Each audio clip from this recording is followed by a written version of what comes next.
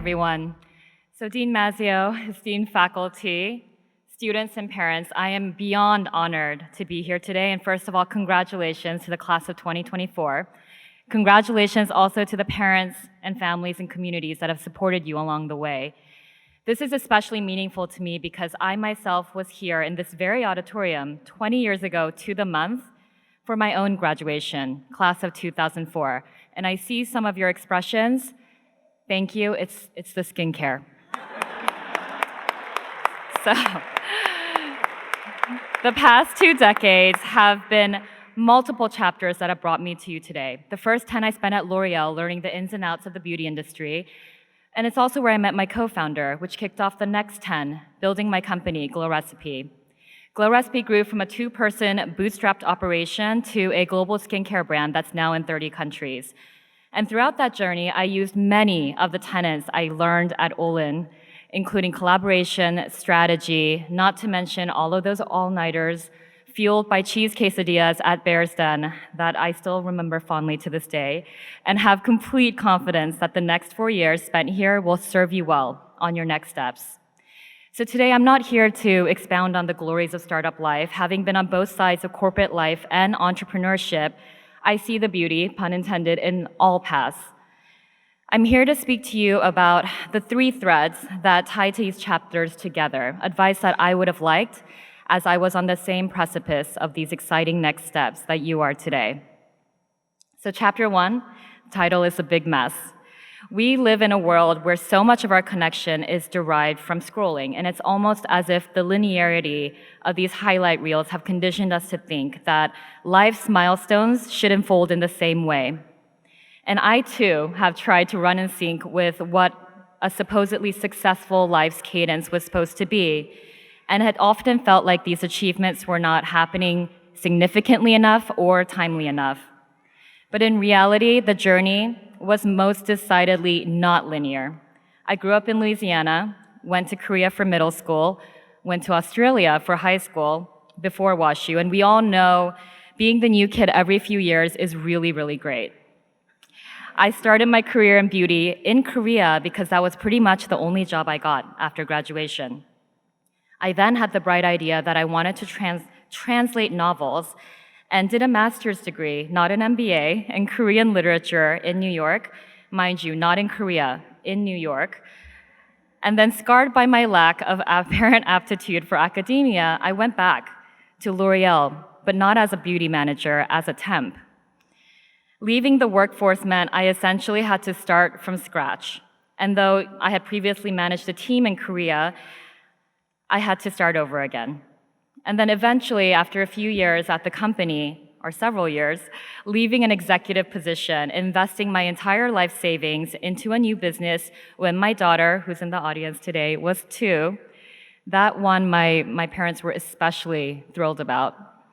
However, it's this tornado of messy, imperfect experiences that have gotten me exactly to where I'm supposed to be. Being the new kid at school every few years, learn to adapt and be flexible. Growing up and working in different cultures taught me to deal with conflict and uncertainty. The academic detour, if you will, of my master's helped me to fully embrace a beauty career that I realized I actually do have aptitude for. Even the experience with translating novels helps me tie my heritage to my work, which is something I'm beyond excited to wake up to every single day. So many of you have had lives punctuated by achievement, awards, and graduations, and internships and jobs. And I'm here to say that life does not happen in a straight line. It won't unfold just as you have planned. But what I can tell you is that as you explore, experiment, push through these moments where not everything is 100%, it will eventually be okay. You'll try things, take risks, and even if you aren't sure, it will all mean something in the end. The biggest learning that I have had as an entrepreneur is that if you hold your breath for that next milestone, you are missing the big mess. And sometimes the mess is where beauty actually lies. Chapter 2, effortless is overrated. So as a community-driven organization, Glow Recipe was the first in the industry to cast models completely blind, sight unseen, and also commit to no longer using words like poreless, flawless, perfection, words that didn't support real skin acceptance. There's, however, another word that I think equally doesn't support acceptance, which is effortless. I see this prevalently on social media. You want to look like you were born with it, as if it didn't cost you any effort. You just woke up like this, a nonchalant chicness. And this has historically been applied to beauty, where beauty is somehow only valuable when it comes without effort and without orchestration. But now I see this term seeping into everything when you not only have to be fit, accomplished, polished, stylish, held to unattainable standards, but you also have to do it naturally. Somehow striving for something has become grasping and contrived. And how often have we ourselves said language like, she's too much, he's such a try-hard, they're reaching, they want it way too much. The underlining message of the term effortless or the lack of effortlessness is essentially saying that someone is daring to do something that shouldn't be theirs. Words like talent are also thrown in here to liberally emphasize that there's no foundation or merit to this effort being made in the first place.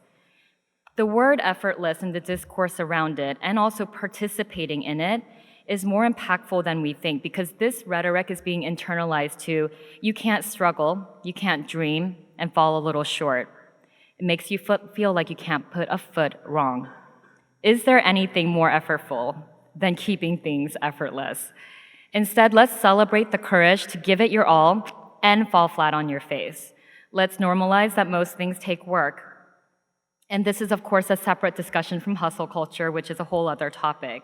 But let's understand that things can be really hard, consuming, and uncomfortable for people, and still cheer them on regardless. Let's embrace daring to do things, even though you're not the most likely person to do it, even though you don't have the natural-born talent or genius for it. Most of the time, things will not come naturally because things that are worth it seldom do. The act of creation is inherently imperfect, and showing up for yourself and your dreams is half the battle. Don't be afraid to let people see you trying in all of its imperfect glory, and let's be intentional about this language and think about whether it's meant to build people up or stop them from even trying. The last chapter is about taking up space. I heard the phrase, "don't be a bother," quite often growing up, compounded with nuances of my cultural background. I was told not to rock the boat, and conditioned to not be a burden, I found myself shrinking for the convenience of others. Invisibility and conforming to expectations can be safe, but at what expense? Over the course of my career, I realized that my opinions are just as good as what's being verbalized, that I had something to contribute to say. I also didn't have to contort myself into the traditional definition of gravitas or executive presence. And this is something I still grapple with at times. Being able to show up as myself, dress as myself, represent the joyfulness and colorfulness of my brand, while still being taken seriously as an effective business operator. This is why creating this brand has also meant so much to me as a founder. Glow Recipe was born out of the belief that your products could be both effective and sensorial. We often liken it to Legally Blonde, where you can wear pink and sequins, but also kill it as a lawyer. Thank you, Dean. Your products can do the same, and there are strong parallels between this and my personal experience, especially as a female founder, believing that being authentically yourself and true to things that spark joy for you can coexist with being effective and powerful. Taking up space means that at times, you will be in rooms where you feel out of reach, that you feel out of your element, but you will quickly realize that this feeling is not something that you alone are having, and most of us, quite honestly, are just navigating the best we can. I hope each and every one of you understands that the world needs you to honor who you are and to be visible and to be heard. We are only doing ourselves justice when we ask, why not you, versus why you. The epilogue of these chapters is that your words shape your reality. So I'm leaving you today with a bouquet of the following words. You will be incredible. You will change the world. You'll touch lives with kindness and empathy. You'll root for one another because there's room for all of us. I know it's an uncertain, unprecedented time in the world, but I know if anyone can make change, I believe with every ounce of my being that it is this generation sitting before us. Take flight, savor every moment, and I am so, so proud of you, class of 2024. You deserve to shine. Thank you.